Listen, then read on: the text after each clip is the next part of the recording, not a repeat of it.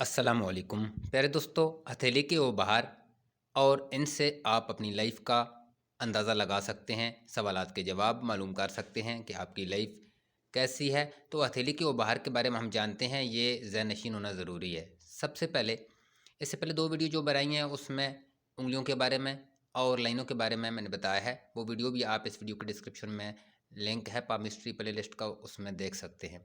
इल्म दस्तशनासी के जो शौकीन दोस्त हैं, मेरी तरह स्टूडेंट हैं। सबसे पहले ये मुश्तरी की उंगली है, इसका तल्लक है स्यारा मुश्तरी से। तो इसके नीचे जो गोश्त का टुकड़ा उठा हुआ होता है, यहाँ से ये वाला, ये उभार मुश्तरी कहलाता है। यहाँ तक ये जब भी आप पतीली देखेंगे तो आपको वाज़े यहाँ पर नज़र आएगा कि ये गोश्त का टुकड़ा उठा है, वो इसको उभार मुश्तरी कहते हैं। इससे जो अगली उंगली है वो है ज़हल की, और इसका जो उभार है ये यहाँ पर होगा।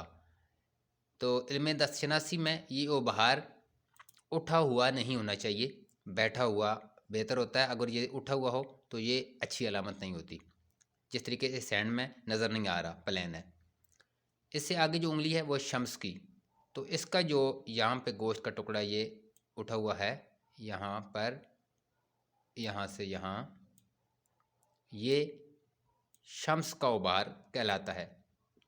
और ये जो लाइन आ रही है ये ख़त्ते शम्स, ठीक है। इससे आगे जो उंगली है आखिरी छोटी, ये अतार्द मरकरी की उंगली है। और यहाँ पर ये जो उभार है ये अतारद का उभार कहलाता है। ये उभार आपके जहन में होनी चाहिए। जैसे भी आप हैंड देखते हैं तो ये चीज़ ज़रूरी जहन में होनी चाहिए। यहाँ पर ये जो है मरीख का उभार है, यहाँ तक, ठीक है, मरीख मुनफी का।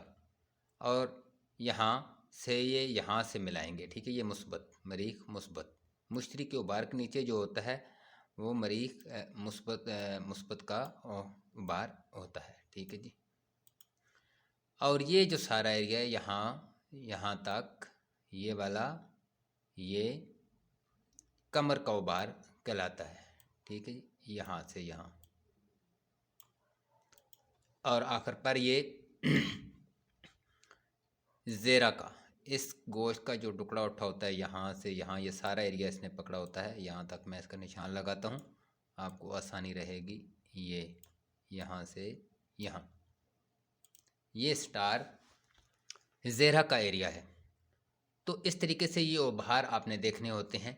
फिर इनसे कैसे आप लाइफ के बारे में मालूम कर सकते हैं, आगे जो आने वाली वीडियो है उसमें हम यही पढ़ेंगे।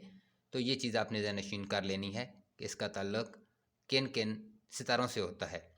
फिर उस तरीके से जैसे आप यहाँ से शादी की लाइन देखेंगे तो फिर आपको ये उभार भी ज़हन में होना चाहिए, ठीक है। अगर शोहरत या इज़्ज़त दौलत देखते हैं तो यहाँ पर ये उभार भी ज़हन में होना चाहिए, लाइंस भी ज़हन में होनी चाहिए। तो ही आप एक अच्छा नतीजा अख़ज़ कर सकते हैं।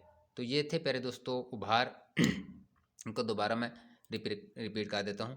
उभार मुश्तरी, और उसके बाद उभार ज़ैल, ये वाला, उसके बाद शम्स, अतारत का उभार, मरीख मुस्बत मनफी का उभार, चांद का उभार, सटारा ज़ेरा का उभार, और मरीख मुस्बत का उभार।